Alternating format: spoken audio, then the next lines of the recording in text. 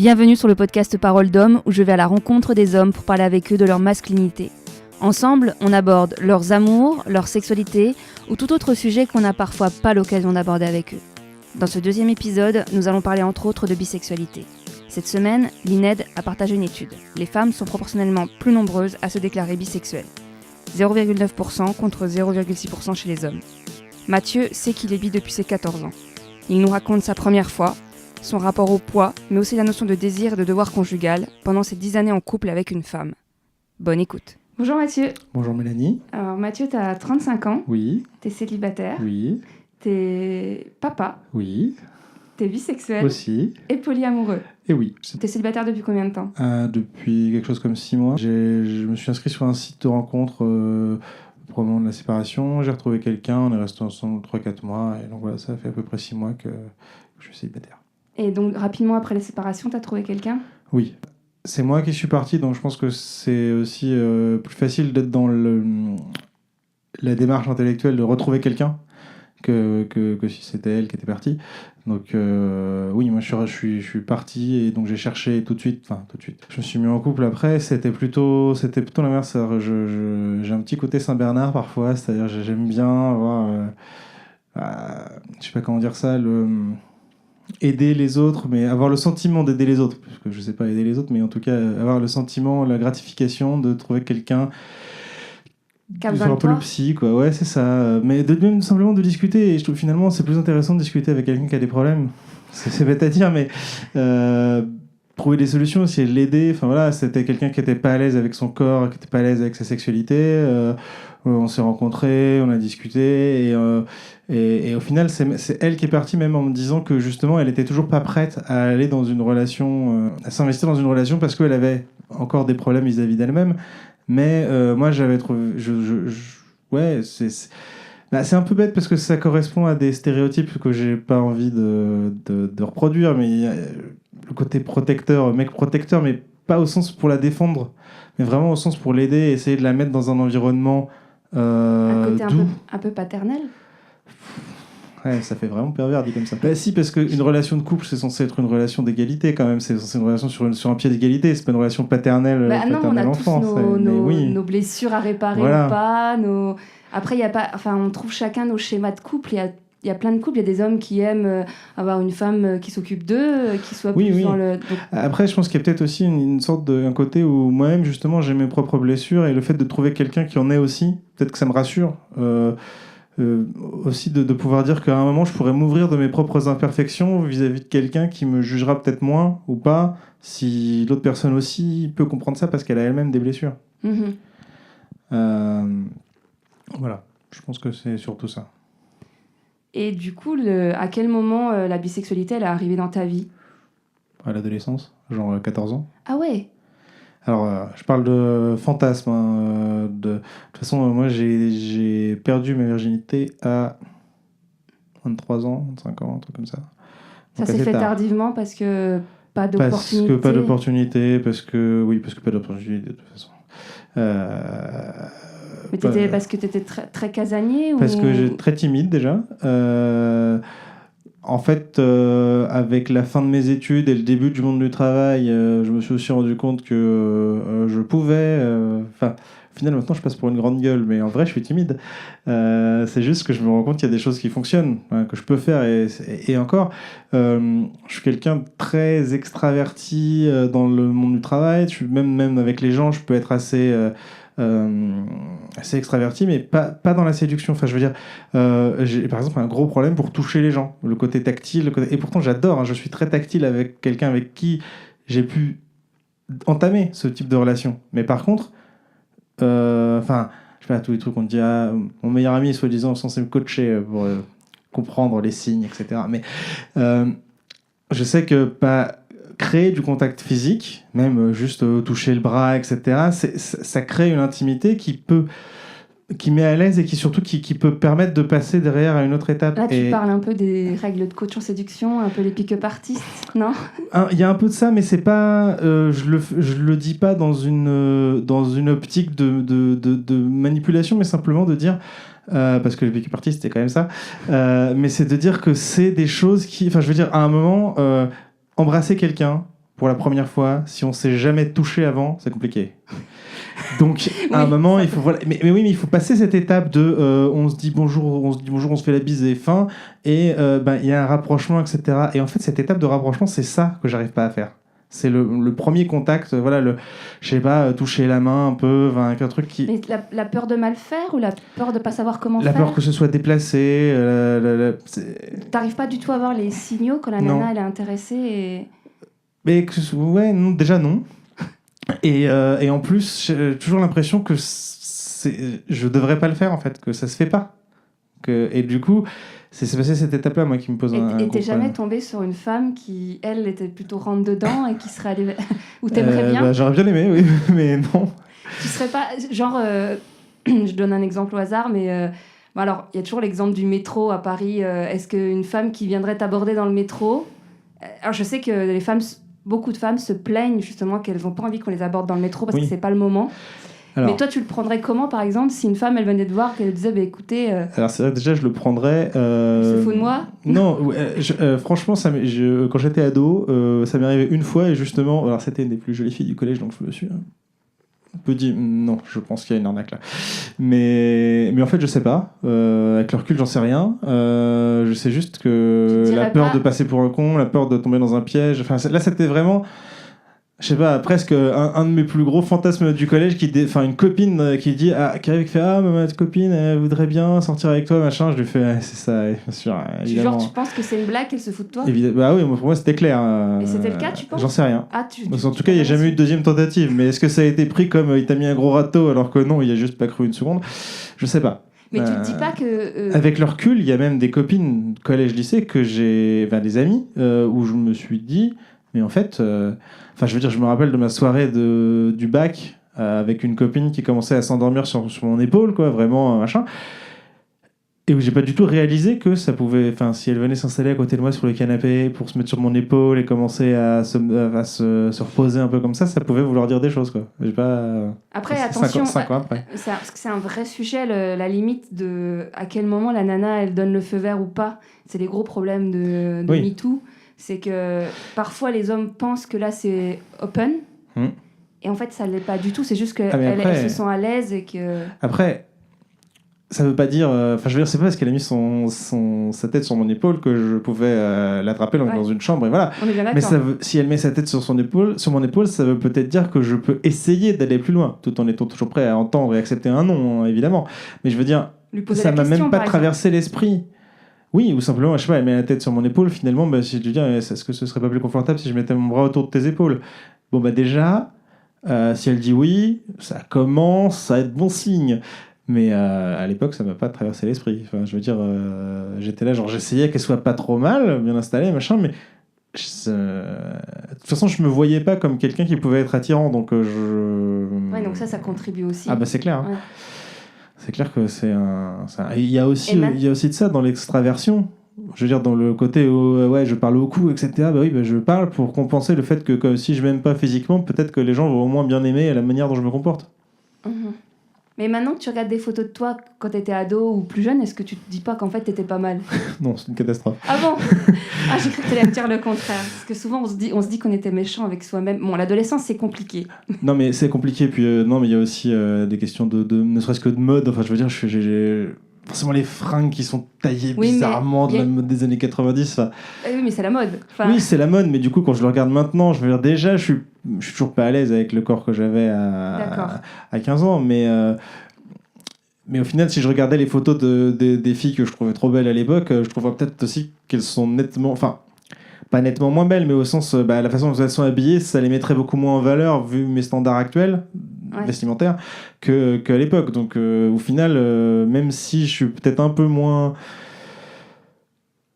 Enfin, je m'aime toujours pas, même à l'époque, mais si je devais me classer, entre guillemets, vis-à-vis de mes camarades de l'époque, je me mettrais peut-être pas aussi loin qu'à l'époque. Ouais. C'est quand même bon signe. Oui, non, c'est quand même bon signe. Après, voilà, j'ai eu d'autres problèmes. Quand j'ai quitté le lycée, quand je suis arrivé en école d'ingénieur, j'ai pris genre 30 kilos. Ah oui. Donc, Et ça, tu l'expliques en fait, je me suis retrouvé, j'étais chez maman, maman s'occupait de tout et je me suis retrouvé libre, donc acheter n'importe quoi, bouffer n'importe quoi, et donc j'ai vraiment gonflé, quoi. Et c'est vraiment un truc qui m'a fait du mal parce qu'au final, je pense qu'à la fin du lycée, je commençais à accepter comment j'étais. Je faisais 80 kilos et je suis passé à 110, quoi. Ouais, comme ça. Et du coup, en un an. Ouais. Et donc, ouais, au final, tout ce que j'avais réussi à accepter, c'était fini.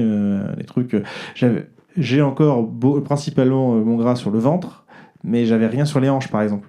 Mais maintenant, j'en ai des hanches. Donc, voilà, des trucs que j'avais acceptés, et après, il arrive d'autres trucs, et des trucs que j'arrive pas vraiment à accepter.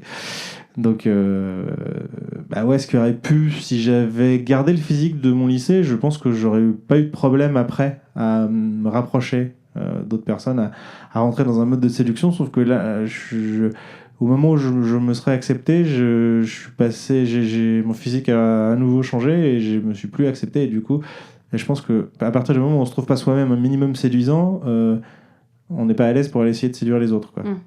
Mais du coup, t'as pas essayé, toi, de ton côté, d'essayer de perdre ce poids après coup? J'ai essayé. D'ailleurs, j'ai perdu. Alors, j'étais monté jusqu'à 130. Je suis redescendu jusqu'à 90. Je fais un peu de yo-yo. Et à 90, j'étais bien. Et comme les femmes, t'as fait quoi? T'avais du sport, des régimes? Tu te sens... J'ai fait du sport. Alors, en fait, j'étais à la fac à l'époque, donc j'avais le temps de faire du sport. Parce qu'il y a aussi ça. Là, j'ai essayé de me remettre au sport, mais bon, c'est pas forcément évident. Mais là, j'avais le temps. Et à cette époque-là, j'étais retourné chez ma mère pour mes 2 dernières années de fac. Et du coup, j'avais aussi demandé à ma mère, dans les courses qu'elle faisait, de pas acheter de bonbons, de trucs comme ça, arrêter les sodas, les trucs comme ça, et essayer de manger sain et équilibré. Mais c'était pas un vrai régime, quoi. Je veux dire, c'était pas de la privation. C'était... on va éviter les sauces grasses, les trucs comme ça, mais c'était quand même bon et varié, etc. Et c'était pas possible que toi tu fasses les courses ou alors que tu te prennes un appartement pour essayer d'avoir ton alimentation? Oui, ça aurait été possible. Après, c'est juste que au début de mes études, j'étais à genre 300 km de chez ma mère, donc forcément j'étais dans mon appart, je faisais mes courses, etc. Ce que j'ai fait pendant 5 ans. Et les 2 dernières années, j'étais à une cinquantaine de kilomètres, donc enfin même pas, une trentaine de kilomètres, donc je faisais les allers-retours, donc j'étais chez ma mère, ce qui économisait quand même un loyer. Oui. Parce que ma mère était toute seule pour m'élever. Donc oui, j'aurais pu avoir un appart et faire mes courses, mais ça n'aurait pas été le même budget. Mais je faisais attention quand même. Puis même quand je sortais, je faisais attention à ce que je mangeais, mais je faisais pas non plus hyper attention, quoi. Je pense que c'était le mélange des deux. Et puis pour en revenir, du coup, on a bifurqué, mais sur la bisexualité, à quel moment tu t'es rendu compte que tu avais une attirance pour les hommes, et les deux même, parce que c'est quand même pas courant? 14 ans, je sais pas, 13 ans. Les deux sexes, Oui, mais c'est parce que, je sais pas, je regardais des pornos et j'aimais bien les deux, quoi. Je m'imaginais bien à la place de l'un ou de l'autre. Les deux m'intéressaient, me plaisaient, donc Et t'as pas du tout été perturbé à l'idée que... Enfin, ça t'a pas travaillé plus que ça, à l'époque? Non. Non. Non, vraiment, j'ai jamais eu de problème là-dessus. Et d'ailleurs, quand j'ai fait mon coming out bisexuel et polyamoureux à ma mère, je crois que comme réaction, j'ai eu... alors en fait, je lui ai parlé de ça au moment de la séparation avec la mère de mes enfants, donc c'est relativement récent. Et je m'attendais pas à la choquer ou quoi, je m'attendais à un minimum de réaction. Et c'était limite, moi je m'en tape. L'important c'est qu'est-ce qui va devenir de ma petite fille avec la séparation. Mais je veux dire, toi t'es bisexuel, tu peux l'aimer, mais c'est ton problème, je m'en fous. Parce que du coup, la première fois que t'as pu coucher avec un homme, ouais, ou avoir une relation... en fait, c'est comme ça que j'ai perdu ma virginité. Oui, mais en fait, parce qu'à un moment, je sais pas pourquoi, j'en ai eu marre d'être tout seul, célibataire, je n'ai trouvé personne et de me dire que je trouverais personne pour moi. Et donc, je vais commencer à aller sur des forums, des chats, etc. pour trouver des plans cul, en fait. Et donc, mes premières expériences, ça a été des plans cul masculins. Okay. Aussi parce que c'est plus facile. Ouais, ça, c'est un sujet qui est intéressant aussi. Et de me dire que j'avais envie qu'il se fasse quelque chose. Donc, voilà. Et c'était aussi une époque où je parlais avec un garçon qui habitait à Toulouse. Donc pas à côté, et dont j'étais complètement amoureux. Et... Après une correspondance de combien de temps? je suis tombé assez rapidement amoureux, mais on a dû se parler pendant 6 mois, Quand même. etc. Oui. Ça s'est mal fini, mais en fait, c'est une relation à distance avec toute l'exacerbation que peut amener Internet, aussi bien dans l'envol de la passion du début que dans les engueulades et la séparation brutale qu'il peut y avoir après. Et donc, je pense que ça a aussi joué dans le fait que je cherchais des garçons. C'est-à-dire qu'à ce moment-là, j'étais amoureux d'un garçon et j'ai cherché à avoir des expériences avec des garçons. Mais tu dis que c'est plus facile d'avoir un plan cul chez les garçons, mais du coup, c'est... Enfin, chez les hommes même. Oui. Mais c'est plus difficile d'avoir une histoire sérieuse chez les hommes ? Non. Non. Je pense pas, non. Mais après... oui, c'est peut-être plus difficile, mais c'est pas plus difficile de par la nature des relations. C'est plus difficile parce que avoir une relation sérieuse, encore faut-il rencontrer quelqu'un. Ce qui n'est pas forcément évident pour une relation sérieuse, parce que rencontrer quelqu'un pour une relation sérieuse, ça se fait comment ? Alors, ça peut se faire sur un site, mais ça peut se faire avec des amis. Mais ça veut dire qu'il faut être out auprès des amis, tous les deux, auprès des mêmes amis. Ça peut se faire au boulot, mais il faut être out. Enfin voilà, c'est pas évident de trouver quelqu'un tout court quand on est homosexuel, et puis après à vivre au jour le jour. Je pense que c'est pas évident non plus parce que on a encore vu il y a pas longtemps, se tenir la main dans la rue, c'est aussi un risque de se faire casser la figure. Donc c'est Parce que du coup, t'as déjà eu une relation longue avec... Non, jamais. Avec un homme. C'est compliqué. Non, parce que là, faut rentrer dans le polyamour. En fait, j'ai une relation longue avec un homme dans le cadre d'un trouble. Alors, c'est bien, tout s'enchaîne naturellement. Mais du coup, toi, comment... Parce que ça, c'est intéressant, j'ai l'impression que tout le monde ne définit pas le polyamour exactement pareil. Toi, tu définirais comment le polyamour ? Simplement, avoir ou être prêt à avoir plusieurs relations sentimentales en parallèle. Alors, du coup, moi, j'ai une vraie question à ce sujet-là, parce que moi, à chaque fois, ça m'interpelle. C'est pas chronophage en temps à entretenir ? Si. Ouais. Si. En fait, pour moi, c'est la vraie limite du polyamour. C'est pas possible d'aimer plusieurs personnes. Si, c'est possible. C'est très compliqué de maintenir plusieurs relations en parallèle. C'est clairement le truc qui est bloquant, parce que je peux être amoureux de 50 personnes, mais il y a que 24 heures dans une journée, il faut dormir à un moment.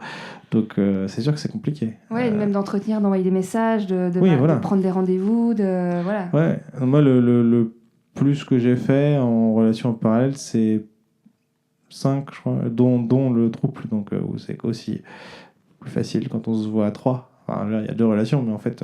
Est-ce que d'ailleurs le polyamour finit toujours par la bisexualité, ou il y a vraiment des gens qui font du polyamour qui ne sont pas du tout bisexuels ? Rien à voir. D'accord. Rien à voir du tout, non, parce qu'on peut très bien avoir... le polyamour, au final, c'est un mot et un ensemble de concepts qui sont arrivés relativement récemment en France, mais en fait, au fond, c'est le couple libre. Le polyamour, c'est une communauté qui a théorisé des choses sur les relations multiples et sur les relations tout court, d'ailleurs, analyser des relations, etc. Mais en soi, l'union libre, qui est quelque chose qu'on connaît depuis un bout de temps, c'est du polyamour. Et l'union libre avec des gens hétérosexuels qui n'ont que des relations hétérosexuelles, il y en a, ça existe.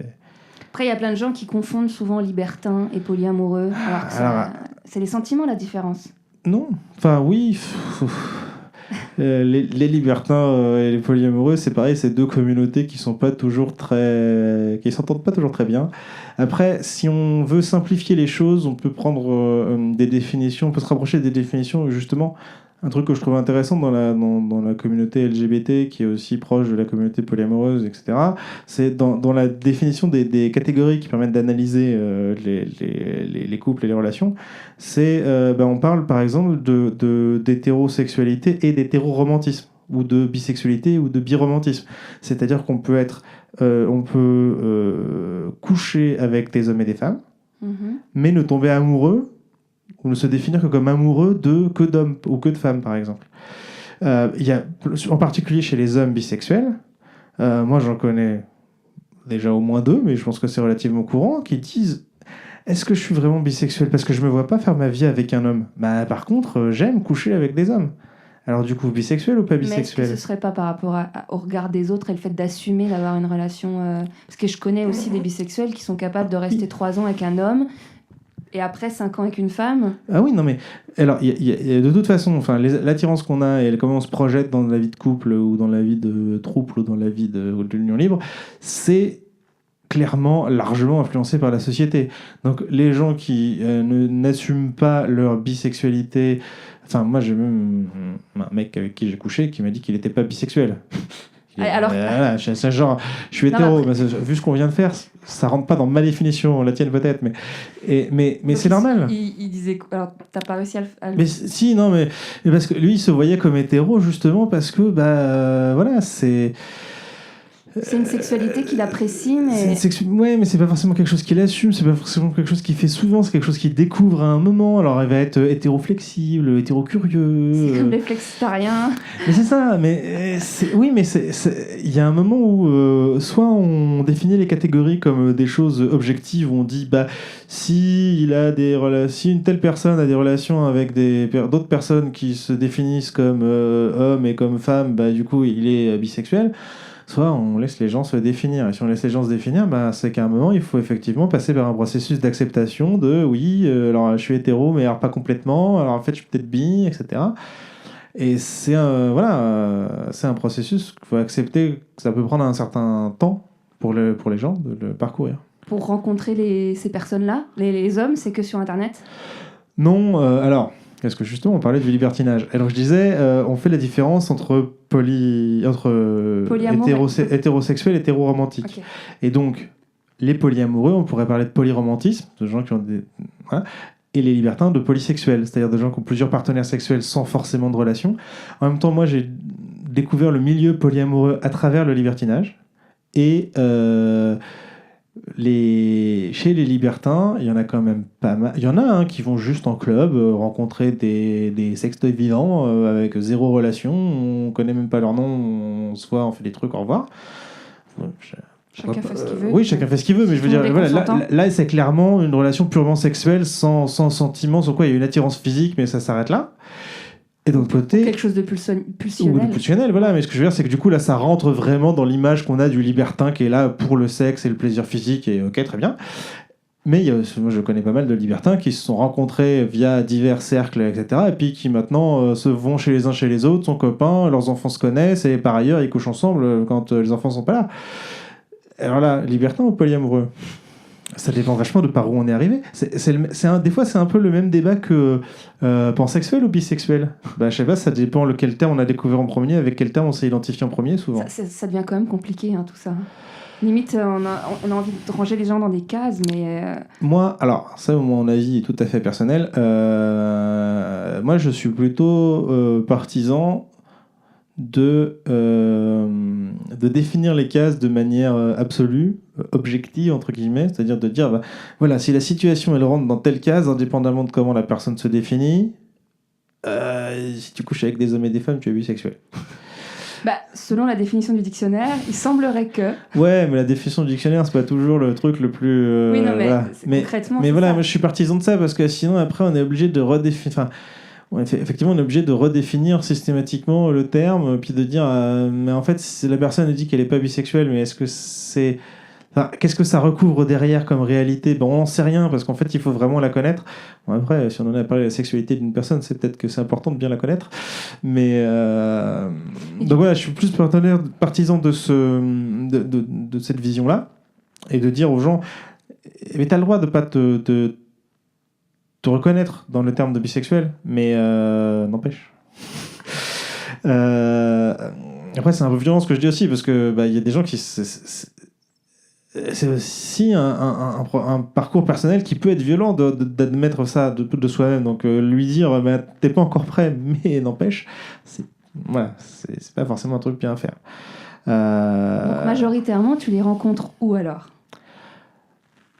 Majoritairement, je les ai rencontrés via des cercles de. Enfin, je participais à des apéros libertins, où, voilà, où on se rencontrait, on discutait, etc., qui étaient libertins uniquement parce que le public était libertin, mais en soi, c'était dans un bar, on était habillés, on discutait. Hein.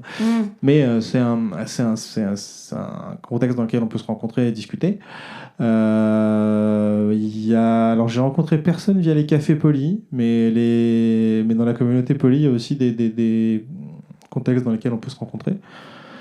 Et comme on parlait du poids tout à l'heure dans la communauté gay, le physique est quand même très... Moi, j'ai déjà entendu ça, que c'était encore plus à Paris, que c'était compliqué avec le physique sur les genre Grindr. Très variable. Ouais. C'est très déjà un gros ouais, mais il y a des gens qui aiment bien ce qu'on appelle les bears, donc c'est pas forcément un problème, mais c'est une catégorie particulière. Mais ça fait un peu une sorte tu me coupes si je veux. Mais c'est un peu comme genre il y a des fétichistes des pieds, et il y a des gens qui sont fans des bears et oui, il y a un peu de ça. Après je pense que après, je vais faire de l'analyse sociologique de comptoir, mais pourquoi pas. Oui, mais je pense que toutes les sexualités qui ont été marginalisées, donc la sexualité LGBT, au final, elles ont été traitées et vécues comme marginales.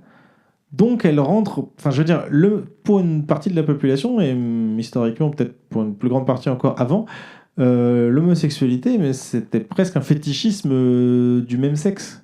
Et je veux dire, c'était déjà traité comme ça. Donc au final, je veux dire, le côté cuir moustache de la communauté gay qui parfois est surjoué, etc. Mais c'est aussi parfois une image qu'on renvoie, puis un code qu'on adopte. Et puis du coup, ça devient des codes qu'on adopte pour dire un peu, je vous emmerde, vous avez voulu me mettre dans une case, mais la case, je me la suis appropriée, et maintenant c'est moi qui décide ce qu'elle fait.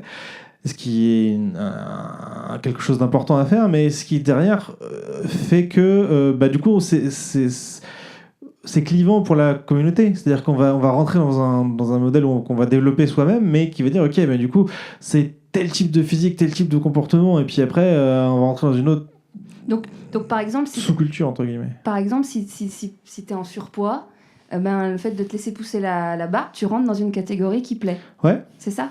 Il y a si ça, je résume, oui. Ouais. Oui, ça pourrait.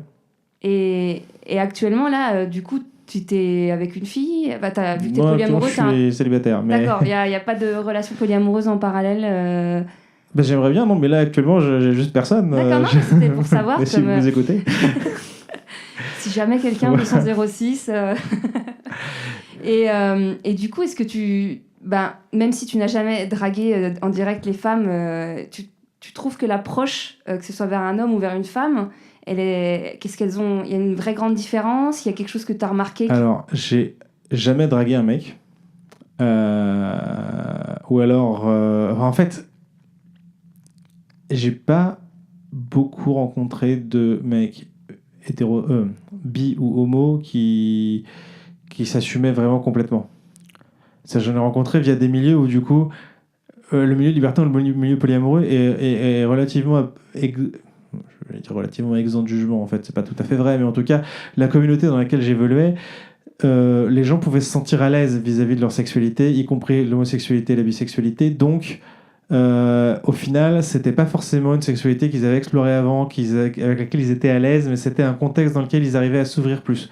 D'où la possibilité de rencontrer, d'avoir des relations avec des gens comme ça. Mais du coup, la drague avec des gens qui sont pas forcément à l'aise avec leur sexualité, c'est encore plus compliqué. Donc tu n'as jamais rencontré quelqu'un qui sait qu'il est gay depuis toujours et que... J'ai rencontré un mec qui est bisexuel et qui est absolument à l'aise avec ça, qui le sait depuis toujours, etc. Après, il y a pas eu ça s'est pas vraiment fait dans un contexte de drague, ça s'est fait dans un contexte de libertinage où au final, à un moment, un peu dans le feu de l'instant, il s'est passé des trucs, quoi. Et c'était bien pour tout le monde, mais il n'y a pas eu de drague avant ça. Et non, j'ai vraiment des mecs que j'ai dragués, je n'ai pas souvenir d'en avoir vraiment rencontré. Ok, donc du coup, pas de retour sur les différences d'approche. Il y en a forcément. Il y en a hein, forcément, j'imagine. oui. Mais là, Parce que vous êtes dans un concept pseudo-égalitaire dans le rapport de séduction, normalement. Mais non. Non, jamais. Jamais, Toujours parce que un déjà, dominant-dominé. Alors, on peut parler du BDSM aussi, mais c'est encore Non, une autre question. Non, mais mais enfin... Après, on n'est pas obligé de faire des généralités, hein, c'est vraiment Non, mais pas c'est le pas une but. question de généralité, c'est de dire qu'à partir du moment où il y a deux personnes qui se rencontrent, elles sont différentes, donc il y a des points sur lesquels l'une a l'avantage et l'autre non, et, et des facilités à aller vers l'autre ou pas, et voilà, on peut être aussi super séduisant et super timide, du coup attirer les gens mais pas savoir faire le premier pas. Ça peut être l'inverse. Voilà, il y a plein de choses qui peuvent compliquer la relation et se dire qu'on est sur un rapport égalitaire. Voilà, genre si, je sais pas, Gérard Butler se met à draguer Tom Holland, ça a beau être deux mecs, ça a beau être deux mecs très beaux et très riches et habillés, extravertis et tout ce qu'on veut. Bah, est-ce qu'ils sont vraiment sur un pied d'égalité parce qu'ils sont totalement différents dans leur comportement et dans leur physique, donc voilà. Ouais. Le concept de fidélité, si demain tu rencontres quelqu'un et que pour rester avec lui, tu es amoureux, il veut que tu sois fidèle, ou elle veut que tu sois fidèle, c'est mort. Alors, déjà, les polyamoureux ne se considèrent pas comme infidèles. Parce qu'à partir du moment où c'est consensuel, tout le monde est d'accord. Donc il n'y a pas d'infidélité. Alors, moi j'ai des exemples de personnes qui rencontrent des polyamoureux qui, elles, à la base, ne sont pas du tout branchées polyamour. Alors, des fois, par défaut, deviennent polyamoureux parce qu'elles veulent garder la personne, mais elles aimeraient bien l'avoir pour elles toutes seules. Oui, non, mais c'est pour ça que je disais, c'est pas de la fidélité, c'est de l'exclusivité. Mais à partir du moment où on est d'accord pour être non exclusif, c'est plus de l'infidélité. C'est pas du pas de mensonge. Mais... Oui, après, c'est compliqué. C'est toujours compliqué, le polyamour. Toi, personnellement, est-ce que tu te verrais accepter de te mettre en couple avec quelqu'un et lui dire bon, bah, ok, tant qu'on est ensemble, je vois que toi. Maintenant, à l'heure actuelle, avec ton passé, ta vision des choses, est-ce que tu t'imaginerais ou pas du tout? Oui, mais pour les mauvaises raisons. C'est-à-dire, oui, parce que je me considérais déjà d'être avec quelqu'un qui veut bien de toi, abuse pas. Mais c'est pas, je veux dire... c'est vachement, c'est dévalorisant par rapport à toi. Oui, mais écoute, j'essaye d'arrêter ça, mais ça fait partie de moi aujourd'hui. L'estime de soi. Oui, j'essaye de travailler là-dessus, mais clairement, dans l'absolu, j'aimerais dire, bah non, moi, je veux pouvoir rencontrer des gens, tomber amoureux, vivre de belles histoires, et que ça... Enfin... Parce qu'avec ton ex-femme, t'es resté combien de temps? 10 ans. Et pendant les 10 années, vous étiez les deux polyamoureux ou... On a été polyamoureux pendant 5 ans. D'accord, ok. À peu près. Enfin, je crois, de toute façon, 2 ans de plus que moi, mais... Donc c'est pas... Mais non, mais parce que justement, moi, j'ai toujours su que j'étais... Enfin, j'ai pas toujours su que le terme existait, mais j'ai toujours su que j'étais polyamoureux. C'est-à-dire que depuis que je suis adolescent, mon rêve, c'est une grande maison avec plein... on vit tous ensemble et on est tous amoureux, et c'est trop bien, et on est 10, et voilà, quoi. Un peu comme dans les années 70. Ouais, voilà, non, mais totalement. Moi, je veux un kibbutz. Hein. C'est clairement ça. Et avec les enfants, c'est pas... Parce que ça, c'est une question qui revient souvent quand je parle polyamour avec des personnes. C'est comment tu gères le rôle de parent. C'est-à-dire que d'entrée de jeu, si tu avais par exemple une maison avec plusieurs couples qui vivent ensemble, etc., comment tu gères ça, le rapport aux enfants et l'éducation Alors, il y a 2 questions sur le rapport aux enfants. Il y a, on a des enfants, on devient polyamoureux après, et on est polyamoureux, on a des enfants. Parce qu'en fait, quand on est polyamoureux, qu'on a des enfants, moi aujourd'hui, ça me pose pas de problème, parce que j'assume ce que je fais. Je trouve que ce que je fais, c'est normal. Donc, ma fille, je lui parle ni plus ni moins que si j'étais en couple exclusif.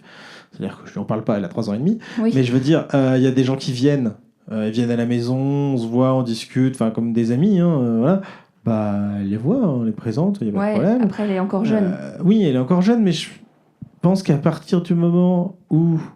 Il y a 2 choses. Il y a...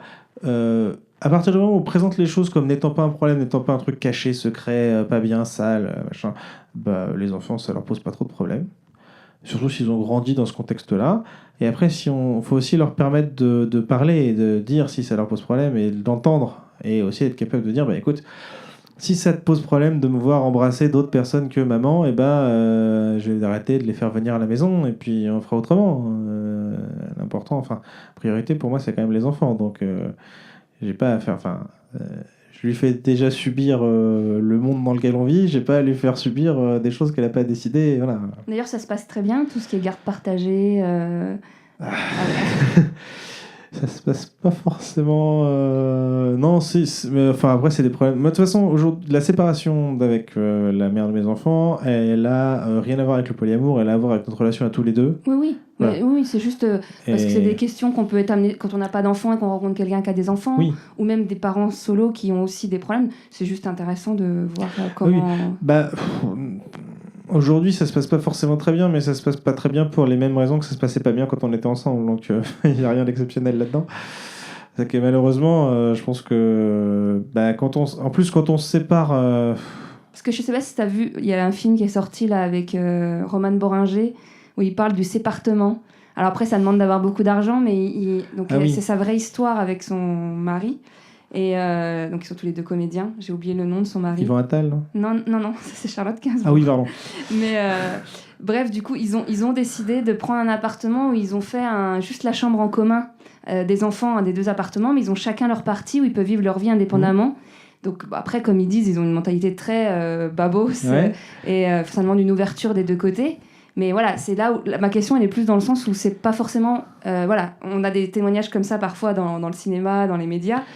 Mais ça dépend vraiment des situations. Enfin, c'est à partir du moment où la séparation est bien acceptée de part et d'autre, qu'on est à peu près d'accord sur l'éducation de l'enfant, etc. Effectivement, c'est la solution idéale. Hein. L'enfant a sa chambre qui change jamais. Il y a les deux parents à côté. Après, ça demande un budget, hein, c'est ce que tout le monde ça demande un budget, ouais, oui, ça demande un budget. Pouvoir faire l'appartement sur mesure. Ça demande un budget en région parisienne, enfin à la campagne, trouver une maison qu'on peut acheter à deux, couper en deux, etc. C'est pas infaisable. Oui, j'ai même des copains célibataires qui achètent des maisons et qui les divisent en deux. Donc, voilà. Ouais. Donc, mais ça demande de bien s'entendre, suffisamment bien s'entendre pour pouvoir le faire. Aujourd'hui, ce serait pas mon cas. Alors, une autre question qui bifurque un peu, mais c'est pas... Alors, ça, c'est une question qui revient souvent, c'est l'épilation. Est-ce que toi, tu t'en fiches complètement de tout ça Oui, alors, esthétiquement, je m'en fiche complètement. Après, il y a un côté pratique... dans la sexualité. Alors, c'est l'épilation. Alors, l'épilation des jambes, des bras, des selles, machin. Donc là, on parle des femmes. On va parler des femmes. Oui, on parle des femmes. Mais même femme ou mec, l'épilation hors zone sexuelle, je m'en fous complètement. Les aisselles, les jambes, même si la personne elle est très brune. Oui, non, moi ça je m'en fous. Le seul et unique truc, c'est si on fait des trucs avec la bouche, c'est mieux sans. Des fois, non pas sans, mais moins, voilà. Et ça marche dans les deux sens. Hein, je veux dire, ça marche pour les mecs aussi, hein, mais être obligé de s'arrêter toutes les 3 minutes parce que là t'es bon. Voilà, donc c'est juste une question technique en fait. Oui, c'est juste une question technique et en soi c'est pas un drame. Non, ça m'écœure pas du tout. Non, c'est. Tu te verrais pas refuser une femme parce qu'elle n'est pas épilée du tout dans l'entrejambe. Non. D'accord. Non, mais voilà. Je sais qu'il y en a, mais je trouve ça totalement aberrant. Enfin, le mec qui la trouve suffisamment, soit c'était juste purement sexuel, et alors là, ok, très bien, c'était juste pour assouvir un fantasme, tu ne corresponds pas au fantasme, au revoir, bon, ok, admettons. Mais je veux dire, à partir je sais pas, comment on peut dire à quelqu'un qu'on la trouve belle, intelligente, sympa, qu'on a envie de coucher avec elle, et puis, ah ouais, non, mais là, j'aime pas ta coupe de cheveux, quoi, enfin... Ouais, je sais pas. Moi, je pourrais pas faire ça. Il y a toute une génération porno, des personnes qui ont une représentation du sexe féminin. Après, c'est une question. Oui, je sais pas si on peut comparer ça. Il y en a qui préfèrent les cheveux longs, les cheveux courts, j'en sais rien. Je pense pas que. Oui, il y en a qui préfèrent les cheveux longs, les cheveux courts, mais c'est pareil. Je trouverais ça aberrant de dire elle est jolie, mais elle a les cheveux courts, alors je vais pas sortir avec elle. Je sais pas. Ouais. Ouais, après, autant c'est que le mec est trop... Enfin, la personne en face est trop bête. Moi, j'ai rencontré la mère de ma fille. Je préfère... si je devais faire l'archétype physique de la fille que je préfère, ce serait pas une blonde. Elle avait des mèches blondes. Je vais pas dire non, elle a des mèches blondes, c'est pas possible. À un moment, il faut aussi se... Je sais pas... Oui, non, mais c'est du bon sens. Ça me paraît... Ouais. Est-ce que tu as été impacté, toi, par ça t'a impacté encore plus le MeToo, balance ton porc Non, sur le rapport de à toute façon, moi, je trouve que... voilà. Les mecs qui se sont plaints de ce mouvement, on peut plus rien dire. C'est marrant parce que bon, déjà, ils se plaignent de un truc que les femmes subissent en 1000 fois pire. Mais en plus, les blocages que moi je peux avoir font que... je peux pas dire que je me sens pas concerné parce que les problèmes de consentement, etc., ça concerne tout le monde. Hein, mais c'est genre j'ose plus parler à une fille parce que comment elle va réagir. Moi j'avais déjà le problème. Mais du coup, ça veut dire que ça va accentuer la chose. C'est que si toi, à la rigueur, ça change rien parce que tu ne parlais pas aux femmes. Non, mais parce que oui. Je lance des perches. Oui, je vois ce que tu veux dire, mais non, je suis pas d'accord parce que au contraire, ce que ça aurait dû faire, un certain nombre de personnes se sont focalisées sur qu'est-ce que ça va me coûter. Je peux plus faire n'importe quoi et être irresponsable. Tant mieux, oui, mais je veux dire, au final, c'est ça. Ils se sont focalisés sur mais je perds de ma liberté. Oui, mais je perds de ma liberté d'écraser les autres. Alors, est-ce que c'est vraiment une liberté qu'on a envie de laisser ?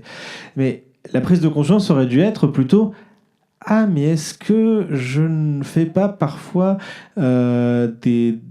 justement, est-ce que je n'ignore pas le consentement, le non-consentement de certaines personnes juste parce que ça ne m'arrange pas de le prendre en compte ? Et est-ce que ce mouvement-là n'aurait pas dû me permettre d'ouvrir les yeux sur ce que ça fait vivre aux gens, ce que je fais vivre aux gens ?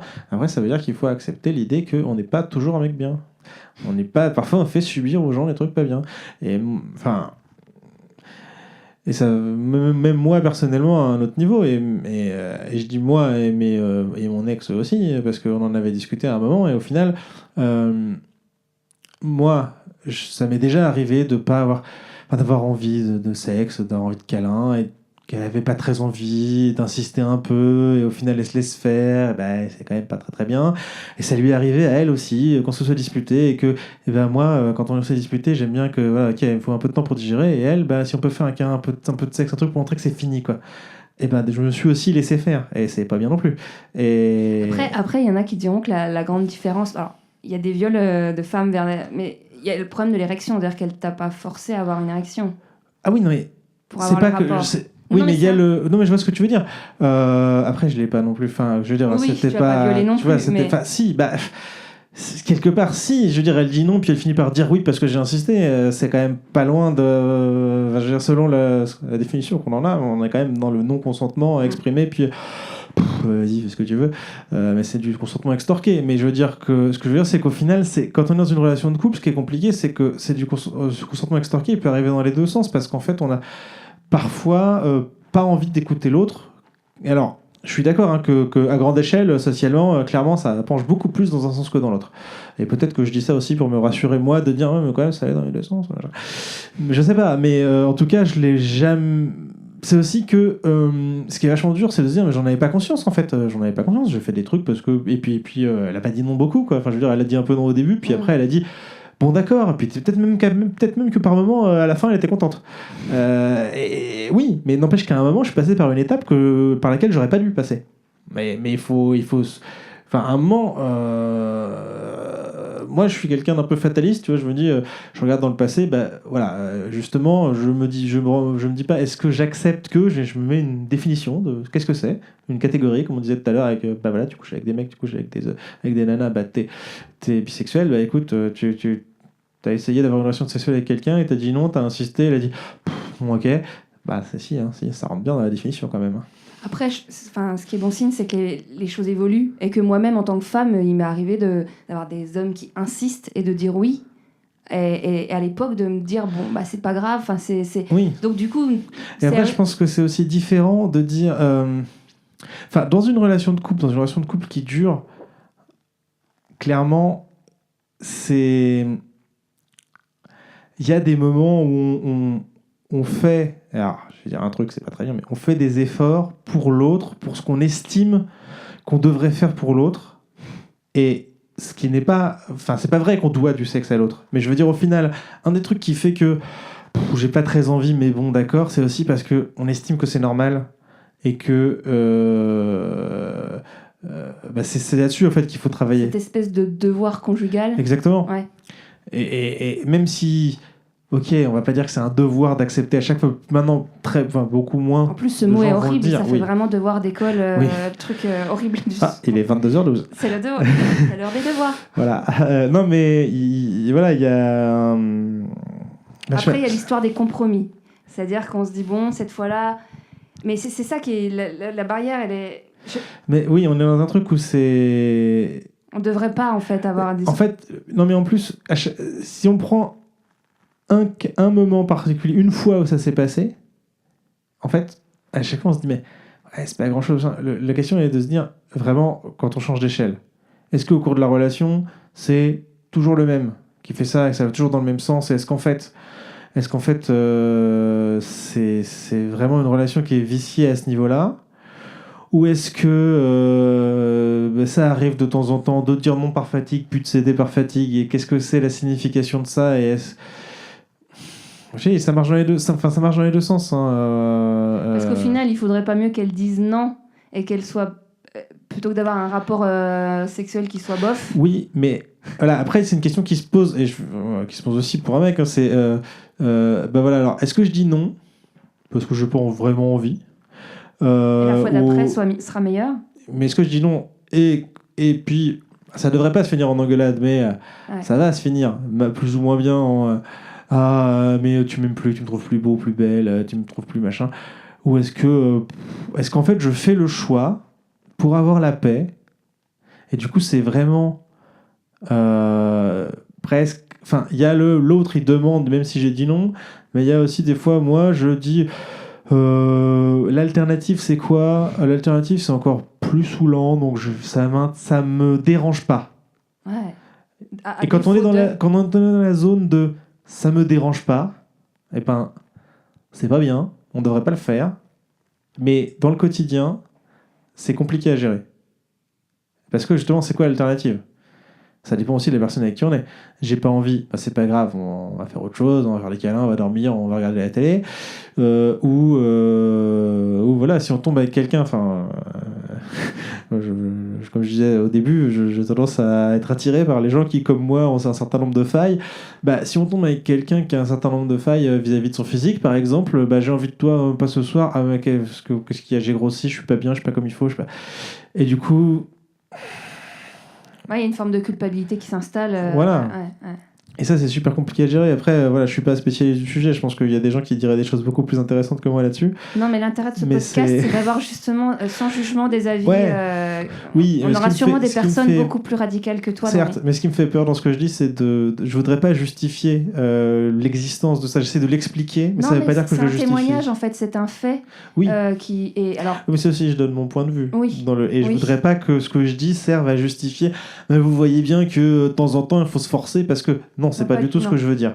Ce que je veux dire, c'est que les dynamiques de pouvoir et de relations, etc., font que forcément, à des moments, ça se... Et au final, quand ça arrive... Enfin, c'est horrible ce que je vais dire, mais quand ça arrive de temps en temps et que c'est juste au niveau de... Ça me dérange pas, machin, mais la plupart des gens, ça ne les traumatise pas. Je veux dire... Peut-être que ça les traumatisait pas avant tout ça, avant le fait de maintenant se poser la question, parce que... Oui, mais quand on se pose la question, du coup... Parce qu'il y a sûrement des centaines de femmes, voire plus, qui, depuis des années, vont à reculons dans la chambre. Oui, mais là, on n'est plus dans le « ça me dérange pas ». Oui. Quand on va tu vois, c'est ça que je veux dire quand je dis dans le « ça me dérange pas », c'est vraiment du... Occasionnel. Voilà, c'est occasionnel, puis c'est... je sais pas, je trouve pas de comparaison à faire, mais c'est pas sur la contrainte, c'est plus voilà, c'est pas de la contrainte, j'ai pas la patate, ça va pas ce soir, voilà. Mais je l'aime et je l'aime, puis ça va être sympa mais pas top, j'aurais préféré dormir, mais bon, voilà. Enfin, c'est je pense que c'est toute comparaison va être de toute façon atroce par échelle de mais je veux dire, c'est un moment où justement quand je dis il y a plein de fois où ça ne traumatise personne. Pour autant... Après, on n'est personne pour juger que ça ne traumatise personne. C'est-à-dire que dans le sens où on n'est pas dans la tête de la... C'est à chacun... Mais je veux dire, prenant mon cas personnel, moi-même ayant cédé de temps en temps que j'avais pas envie, ou quoi, et voire même, dans mon cas, où j'avais pas envie, pas juste bof, j'avais pas envie.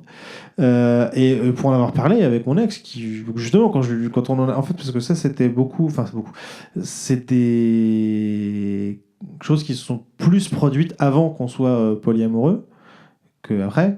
Je pense parce que justement quand on a envie, je sais pas si on a, enfin bon, je sais pas, et je pense qu'il y a certainement des explications sur le fait que quand on est polyamoureux, c'est aussi on peut aller trouver du réconfort ailleurs, ce qui fait que il y a des moments où on n'a pas envie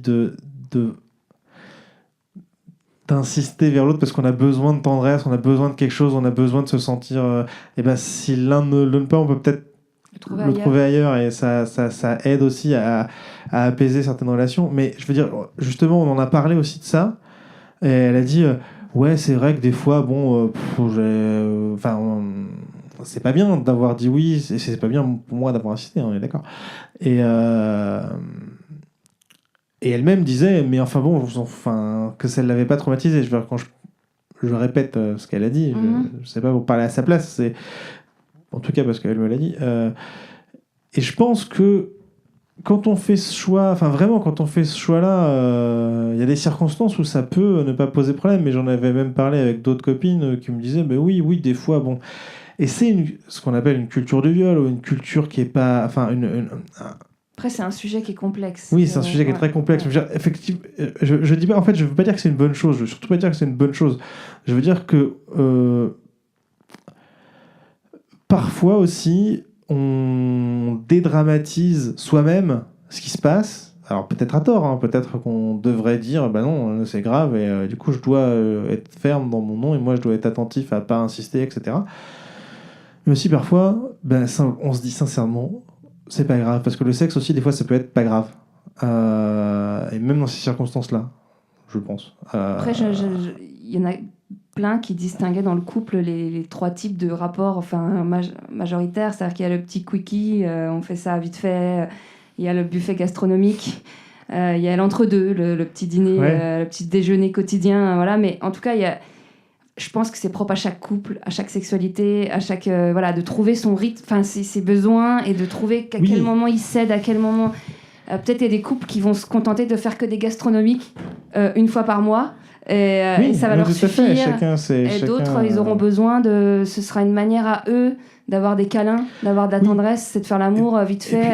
Et puis en plus, je dis ce que je dis, non, mais je quand même, je dis des trucs et en même temps je m'entends le dire, et des fois je me dis non, mais le plus important, super borderline ce que je raconte, mais je voudrais juste quand même dire que ayant réalisé quand même ça, j'ai réalisé qu'il fallait pas le faire, et que mais après, c'est aussi un témoignage. C'est un témoignage que tu as vécu et que tu reproduiras sûrement pas dans tes relations futures. En tout cas, je vais essayer. Mais oui, je sais que c'est un témoignage, mais je suis aussi conscient qu'à partir du moment où c'est un témoignage qui va être public, c'est un témoignage qui peut être utilisé. Oui. Et donc, je veux bien préciser que ce que je dis là, c'est mon opinion, que c'est pas parce que je pense que c'est d'une gravité qu'on peut relativiser, que c'est pas grave. Mais c'est aussi le témoignage que c'est un sujet qui est encore très complexe. Et qui est dur à... En fait, il y a un gros sujet sur, par exemple, sur le viol.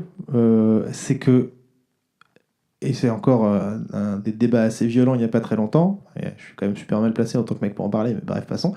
On peut s'en remettre. Mais on peut aussi être traumatisé. Mais non, il y a des gens qui disent. Je pense que c'est compliqué à aborder. Oui, tout à fait. Non, mais je sais que c'est compliqué à aborder, on va passer à autre chose, mais je voudrais juste dire que justement, on peut s'en remettre, et donc ce n'est pas forcément traumatisant, et il y en a qui défendent cette position-là. Et ça peut aussi être tout à fait traumatisant, et c'est tout à fait légitime, les deux. Et donc en fait, quand moi je dis c'est pas grave, on peut passer ça, c'est on peut, c'est pas on doit, et c'est pas c'est toujours le cas. C'est ça que je veux dire en fait, c'est que c'est pas parce que je dis que moi dans mon expérience il s'est passé des trucs qui n'ont pas eu, que je sache, trop de conséquences, et j'ai pourtant essayé de me renseigner auprès des concernés. Donc voilà. Et puis même par rapport à moi-même, en me laissant, mais après bon, je suis d'accord qu'en tant que mec la situation est différente. Mais voilà, je veux pas qu'on utilise ce que je dis comme un cas général, parce que ça peut être vécu totalement différent, mais à l'opposé total de ce que je viens de dire par d'autres personnes. Voilà. Non. Après, je tiens à préciser que c'est vraiment des avis personnels à chacun. Oui. Et qu'il n'y a pas on ne donne pas des leçons, des conseils ou quoi que ce soit. C'est des ressentis. c'est du vécu. Après, est-ce que les gens ont tort ou raison? On aura sûrement des gens qui sont hyper machos, des hommes qui sont... Oui, mais voilà. Moi, en tout cas, je sais d'où je parle, c'est pareil, ça me paraît prétentieux de dire ça, mais... Mais ce qui est intéressant, c'est de voir que c'est un sujet qui sera encore pendant longtemps très sensible, qu'on a du mal à s'exprimer ouvertement sur le sujet, à se dire qu'on va pas dire une boulette, pas faire quelque chose de mal, et qu'il faut imaginer qu'il y a quand même toute une génération qui attend derrière, et que ça ne défend rien de n'importe quel acte qui soit pas correct, mais en tout cas, ça prouve bien que c'est un sujet qui est compliqué, qui est sensible, et qu'on a du mal à se prononcer et à trouver les barrières. Alors, on sait le consentement, tout ça, mais je pense qu'en tant qu'homme, c'est compliqué. Oui, c'est compliqué. C'est compliqué pour tout le monde, malheureusement. C'est compliqué pour les femmes aussi, mais oui, en nous, tant qu'homme, c'est compliqué. On sait nos... Peut-être que certaines personnes ne l'expriment pas, mais on sait les limites. Non, c'est pas tout à fait vrai, hein. Justement, par rapport au devoir conjugal, il y a des femmes qui pensent qu'elles ont le devoir même quand elles n'en ont pas envie. Donc les limites, où est-ce qu'elles arrivent à les placer? Et les mecs, les mecs sont censés être des machines qui ont tout le temps envie, donc on n'a pas le droit de pas avoir envie. Bon, moi, il se trouve que quand je viens de m'engueuler, c'est le moment où j'ai pas envie, ne me touche pas. Donc... Mais ça, c'est là où je pense que le témoignage est très intéressant, c'est sur ce rapport à l'érection et le rapport à l'envie. Ouais, mais l'érection, sauf problème, enfin, je sais pas, en fait, c'est facile à obtenir, hein, je veux dire... Enfin, ne dis pas ça à quelqu'un... Oui, ouais, non, mais ça peut arriver d'avoir des problèmes, mais je veux dire, si on prend un mec relativement jeune qui d'habitude n'a pas particulièrement de problème ou quoi, même s'il a pas... Enfin, je veux dire, même le pire homophobe du monde, il y a moyen que si un mec le touche au bon endroit, il ait une érection. Hein. C'est des fois parfois mécanique. Tu vas faire grogner les homophobes. Tant mieux. S'ils nous écoutent. Mais il y a aussi un côté mécanique quoi, qui fait que, enfin, je veux dire, c'est pas pour rien qu'on prend du Viagra et paf. Hein, donc, je veux dire, il n'y a pas forcément d'excitation, d'envie. Il y a une érection mécanique il s'est passé un truc. Et il y a aussi moyen de stimuler les bonnes zones érogènes et d'avoir une érection, en tout cas chez un certain nombre de personnes. Donc c'est pas parce qu'on a une érection qu'on a envie. On est excité. Exactement. Ouais, et ça, je trouve que c'est important aussi de le préciser, parce qu'on a souvent dans l'inconscient de se dire parce qu'il a une érection, il a envie de moi. C'est con, hein, mais je veux dire, le matin, l'érection du matin ou du moment, enfin, moi c'est pas trop le matin, mais c'est des fois la sieste, machin. Ah, tiens. Et j'ai envie de rien, hein, je viens de me réveiller là, j'ai envie de boire un coup et. Tiens, en parlant d'érection un peu. Incontrôlée. Voilà. Le rapport au porno, est-ce que c'est quelque chose que. Tu consommes tous les jours, que tu assumes complètement? Quand je consomme régulièrement, pas tous les jours. Que j'assume. On est quand même plusieurs fois par semaine. Hein. C'est peut-être évidemment. Enfin, je veux dire, je suis pas assidu. J'ai pas fait aujourd'hui, mais on n'est pas loin de tous les jours. Oui. Parce que moi, il m'est arrivé d'avoir sur le blog que je tiens, d'avoir des témoignages de femmes qui voulaient pas entendre parler. Bon, ça tend à changer, mais à l'époque, qui voulaient pas entendre parler que leur mec puisse aller en ayant des relations sexuelles régulières. Oui, mais c'est une question. Alors qu'on est d'accord qu'une. À quel moment est-ce qu'on trompe quelqu'un? Il y a des gens qui pensent qu'à partir du moment où on a un fantasme sur quelqu'un d'autre, c'est déjà trompé. Tu ne devrais avoir envie que de moi. Oui, mais là, on en revient justement à l'érection mécanique, à ce côté physiologique. Non, parce que le porno, en vrai, c'est aussi un moyen de se projeter et d'avoir une envie. Pour toi. Je sais pas. Non, je sais pas, mais je veux dire, il n'y a rien de mécanique dans le porno. Enfin, ce que les gens font, c'est peut-être mécanique, mais je veux dire, pour celui qui regarde du porno, il n'y a rien de mécanique, ça se passe dans la tête. Hein. Il regarde, il voit, il entend, mais je veux dire, il n'y a pas de stimulation, pas de stimulation physique, évidemment. Les yeux, les oreilles, c'est quand même physique, mais je veux dire, il n'y a pas de toucher, il n'y a pas le côté mécanique dont je voulais parler avant. C'est un côté où on regarde un truc qui va nous exciter, qui va nous donner envie. Justement, on n'a pas une érection devant un porno qui est une érection mécanique. Si on a une érection devant un porno, en général, c'est quand même qu'il y a un truc qui nous intéresse. Ok. Donc voilà. C'est pas n'importe quel porno. Par exemple, il est assez peu probable qu'un homophobe ait une érection devant un porno homosexuel. Mais non, c'est que je veux dire, si c'est des choses qui nous intéressent pas, ça on ne fait pas réagir en général. Voilà, après, je veux dire, côté mécanique, stimulation, terminaison nerveuse qui vont provoquer des réactions. Voilà, on est vraiment dans du pur mécanique, mais quand on regarde un porno, c'est qu'en général, c'est pas pour rien qu'il y a 50 milliards de catégories, c'est bien parce que chacun a son intérêt spécifique qui va dire moi ce que je veux c'est cette catégorie et c'est ça qui m'intéresse. Donc le porno c'est quand même ça. Mais après, voilà, c'est vrai qu'il y a pas mal de gens qui pensent que si on a envie de quelqu'un d'autre, Enfin, c'est comme le flirt, hein. À quel moment s'est trompé? Est-ce que voilà, on discute, on rigole, machin, on se On en rapproche, mais revient il aux se passe limites. rien? Aux Mais oui. limites. Je pense Mais qu'il y a vraiment une histoire de dans limites. le polyamour, on parle beaucoup justement des limites et de discuter des limites de l'autre et justement d'essayer de les respecter. Et éventuellement, si ça nous convient plus, d'en rediscuter, mais d'en discuter avant de les transgresser. Et clairement, mais ça, c'est un truc où justement, quand on entre dans des relations vues comme marginales, ben souvent, en fait, on analyse plus ce qu'on fait. On est moins dans l'implicite. Dans l'instinctif, non? Non, moins dans l'implicite. Ah. Parce que c'est pas du tout instinctif, au contraire, c'est ce que Non, mais je veux dire quelque chose non, pas d'instinctif, mais un schéma qu'on connaît et on ne se pose pas de questions. Oui, mais justement, ouais. mais c'est là que je veux dire justement pas instinctif mais implicite parce que c'est pas naturel, mais c'est Oui. par contre culturel, mais tellement diffus que on a des attentes qui sont que bah voilà, quand on est amoureux, on est tout l'un pour l'autre et donc on n'a pas le droit de fantasmer sur le voisin ou la voisine parce que on devrait même pas savoir qu'il existe parce que sinon c'est qu'on n'est pas vraiment amoureux. Ça, c'est une partie de la romance qu'on nous vend qui est quand même difficilement réalisable. Selon toi? Oui, mais oui, enfin, je veux dire, non mais selon moi, mais je veux dire à un moment quand même, on rencontre des gens. Et tout. Je parle pas de tomber amoureux et de fantasmer, mais je veux dire parfois enfin, j'ai du mal à concevoir que non pas qu'on n'envisage pas les autres en tant que partenaire quand on est amoureux d'une autre personne, ça, ok. Mais à un moment, on va aussi avoir des amis. Il y a des gens qu'on va rencontrer, qu'on va apprécier, plus ou moins apprécier, peut-être énormément apprécier. Alors, est-ce qu'on aura l'attirance, etc. Peut-être pas, hein. Oui, ça peut arriver, mais considérer qu'on doit être tout l'un pour l'autre, vraiment tout, ça voudrait dire presque t'as pas vraiment besoin de tes amis parce que tu m'aimes moins. Enfin, ça peut aller super loin dans le. Bah, après, on peut avoir des amis et une relation amoureuse et juste avoir peut-être à un moment donné une attirance pour quelqu'un d'autre. Non, mais je parle même pas d'attirance. Enfin, le tout l'un pour l'autre, ça va jusqu'à. Ouais, mais là, on est plus dans une relation fusionnelle, un peu. Oui. Il y a des relations où chacun garde son indépendance et beaucoup de liberté sans coucher avec toutes les personnes qui les attirent. Oui, oui. Non, ce que je veux dire, c'est que la relation fusionnelle, c'est aussi ce qui nous est présenté souvent comme le modèle de relation dans la culture. Oui. Et c'est ça, en fait, qui fait que, du coup, quand on sort de ce modèle-là, qui, du coup, est devenu le modèle implicite, le truc où, effectivement, par réflexe, ça devrait fonctionner comme ça, parce que j'ai plein d'exemples.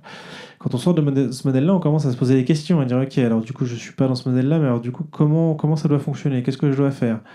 Parce que s'il n'y avait pas de règles du tout, puisqu'il y en a qui mettent des limites dans le polyamour, par exemple, ce serait pas jouable de faire un peu comme chacun l'entend et non parce qu'il faut forcément rendre des comptes à quelqu'un. Mais la première règle en tout cas ma première règle et la règle sans laquelle je vois pas comment on peut avoir une relation, c'est je suis pas censé faire des choses qui blessent l'autre si je peux l'éviter. Donc à partir de là, j'ai besoin de savoir ce qui blesse l'autre, donc quelles sont ses limites. Ouais, c'est un vaste débat. Hein. Ça va être, parce que pour chaque personne, vous adaptez les limites. Ah, mais évidemment, on discute chacun, on sait ce que chacun veut ou veut pas. Quand tu as 5 relations en parallèle, tu arrives à retenir les règles pour les 5 relations. C'est pas un théorème de physique quantique. Hein. Moi, ça me paraît déjà énorme. Est-ce que moi, pour me rassurer, je veux que tu me racontes ce qui se passe avec les autres, je veux que tu me racontes si tu te sens bien, si tu as fait des choses, etc. Je sais pas si t'es allé au ciné ou quoi, hein. Je parle pas de raconter le détail de la sexualité, mais juste, on a fait des câlins, il y a eu du sexe ou il n'y a pas eu du sexe. Voilà, je veux savoir un peu comment ça s'est passé, parce que ça me rassure d'être au courant. Je fais pas, j'ai pas des délires, des fantasmes sur oh mon Dieu, il s'est passé ci, il s'est passé ça, je sais, ça me rassure. Ou alors au contraire, je veux pas savoir. Tu fais ce que tu veux, mais je veux pas le savoir parce que plus tu vas en parler, plus justement je vais rentrer dans de la jalousie, etc. Donc je veux pas le savoir. Et ou je veux pas que tu en parles. Ce qui se passe entre nous, c'est entre nous, je veux pas que tu en parles. C'est à peu près, enfin, c'est ce genre de truc. Après, il peut y avoir des trucs plus spécifiques. Il y a une histoire de relations. On a rebifurqué, c'est le polyamour, mais de relations primaires. De relations. Ça dépend aussi de chacun. Là, moi, la seule chose qui a fait que la relation que j'avais avec la mère de mes enfants, ma fille, c'est que c'était une relation primaire. Bah, c'est parce que c'était la mère de ma fille, et qu'on habitait ensemble, et que bah, oui, forcément, à un moment, quand on a acheté un appart, qu'on a un enfant, etc., c'est clairement la relation qui va être la plus... qui va nous définir le plus. Mais juste alors, parce que mécaniquement, voilà. mais alors justement, par rapport au fait que ça a l'air... Je n'ai pas d'enfant, mais... Pardon. Les premières années d'un enfant, c'est assez compliqué. Les nuits, les biberons... J'ai eu de la chance. Ah oui, tout s'est bien passé? À peu près, oui. Ouais, donc du coup, parce que j'allais dire, ça prend... J'ai l'impression, dans les exemples que je vois autour de moi, que ça prend énormément de temps. Oui, ça prend du temps, mais de toute façon, au pire, s'il y en a un des deux qui sort, l'autre est là, donc ça n'empêche pas l'un des deux de sortir. Mais ça veut dire que souvent, enfin, je sais pas, par exemple, la femme qui allaite, qui s'occupe de l'enfant, qui est tout le temps avec l'enfant, souvent, quand elle allaite, Oui. du coup, ça laisse une liberté à l'homme d'aller, quand elle n'a pas la tête à ça. Si l'homme ne participe pas, effectivement, parce que elle allaite, mais il y a aussi des tireuses de lait, on peut faire des biberons de lait, on peut faire des biberons de lait maternisés, même quand la mère n'est pas là. Après, je sais que ça fait aussi mal quand on allaite et qu'on ne tire pas le lait, mais... Enfin voilà, c'est des vraies questions sur oui, le rapport... mais après, on s'organise. Enfin, je veux dire, il y a vraiment, avec un tout petit peu de bonne volonté, franchement, on s'organise et les deux peuvent vivre leur vie. Hein. Ouais. Et par contre, il faut être prêt, effectivement, en tant que père, à assumer son rôle de père, j'ai envie de dire, mais voilà, à assumer un rôle à part entière, qui est pas forcément, qui est plus maintenant celui qu'on attend du père. Mais je veux dire, ma génération attend à peu près ça d'un père. La génération de ma mère ou ma belle-mère, c'est mon Dieu, un père qui s'occupe de son enfant, mais quel héros! Ça, c'est encore un autre sujet, le rapport à la paternité, l'égalité des tâches. C'est clair que... Mais voilà, mais on peut tout à fait s'organiser, et même avec un enfant en bas âge. Bon, après, je veux dire, les 3 ou 6 premiers mois après l'accouchement, il faut aussi le temps de s'en remettre. Non, mais c'est pour ça... En particulier pour la... Oui, mais après, c'est aussi se reposer, simplement se reposer. C'est pas forcément le temps que prend l'enfant, mais le fait que déjà, c'est un traumatisme physique qui fait que faut souffler un peu. Et du coup, tu n'es pas contre te remettre à quelqu'un, avoir des enfants, etc. Par la suite, où t'es vacciné Aujourd'hui, je l'envisage pas, mais plus par rapport à mes angoisses vis-à-vis des enfants. Enfin, être un bon père, machin, être présent, pouvoir s'en occuper, c'est déjà... Mais vu que tu en as déjà une, ça devrait... tu vas décalquer un peu ce que tu as fait sur les prochains. Oui, mais c'est le même problème avec les enfants qu'avec les relations polyamoureuses, c'est le temps. Ouais. C'est qu'il faut pouvoir s'occuper de tout le monde, il faut pouvoir s'en occuper bien, il faut pouvoir... Alors, j'ai de la chance d'être très très loin d'être dans le besoin, mais il faut être capable de leur donner un cadre de vie correct. Non, avoir des enfants, c'est une décision compliquée. Ouais, c'est vraiment un truc... je dis pas que je pourrais pas en avoir, après ça dépend tellement des gens. Oui. C'est des gens parce qu'il y a des gens il y a des gens qui sont catégoriques, des hommes ou des femmes, hein, qui disent moi c'est fini. Et j'ai eu... même on le voit sur les applications comme Tinder où les mecs ils mettent... Il y en a. Après, moi je me méfie toujours des choix catégoriques, parce qu'on connaît tous des gens qui disent jamais de la vie, jamais de la vie, et paf, ah tiens. Mais c'est parce qu'en fait, tous les trucs qui se font à deux, ou à plusieurs en tout cas, ça dépend complètement des rencontres qu'on fait. On se dit non, jamais de la vie, puis on rencontre quelqu'un et on se dit ah bah en fait là dans ces circonstances-là peut-être, et voilà. Et donc aujourd'hui je dis non, mais après c'est polyamoureux, bisexuel, j'ai un problème de choix. Hein. Oui, effectivement. Donc voilà, je ne dirais pas catégoriquement non plus non, je n'aurai pas d'enfant, parce que on ne sait jamais. Mais c'est ma devise dans la vie, on ne sait jamais. En parlant de devise, et parce qu'il va bientôt falloir terminer quand même, si tu avais un conseil à donner aux femmes ou aux hommes, est-ce que tu as quelque chose que tu as envie de dire, que ce soit dans la séduction, dans la société, dans ce que tu veux, tu as la parole. Je dirais que quelque chose qui est très dur à faire mais très utile, c'est d'être capable de... En fait, il faut... Alors, j'ai 2 choses. Je vais faire des trucs, j'aime bien faire compliqué et puis ne pas choisir. Mon père disait souvent ne pose pas les questions auxquelles tu n'es pas prêt à entendre la réponse. Donc il faut savoir, il faut être prêt en fait. Le corollaire de ça, c'est que il faut être prêt à entendre la réponse aux questions qu'on pose, y compris un non, par exemple.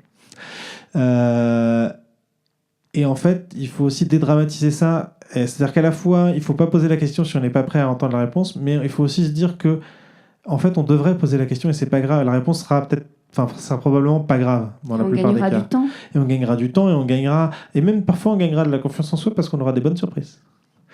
Mais voilà, c'est vraiment d'être, et que ce soit dans la séduction, dans le rapport de séduction pour savoir si on plaît, mais aussi justement dans le consentement, pour revenir sur ce qu'on disait à un moment, de se dire, il faut poser la question parce qu'en fait, on va gagner du temps, on va éviter de faire des trucs que si on regardait les choses vraiment en face, on serait pas content de l'avoir fait. Donc voilà, il faut poser les questions et entendre les réponses et en tenir compte, quoi. Merci. De rien. Merci à toi. Si vous êtes arrivé jusqu'ici, c'est que vous avez écouté l'épisode en entier. Si vous l'avez aimé, n'hésitez pas à le partager. Et si vous souhaitez être informé des prochains, à vous abonner aux différentes chaînes et réseaux sociaux que vous retrouverez sur paroledhomme.fr au pluriel. Enfin messieurs, si vous souhaitez participer au podcast, n'hésitez pas à me contacter. À très vite.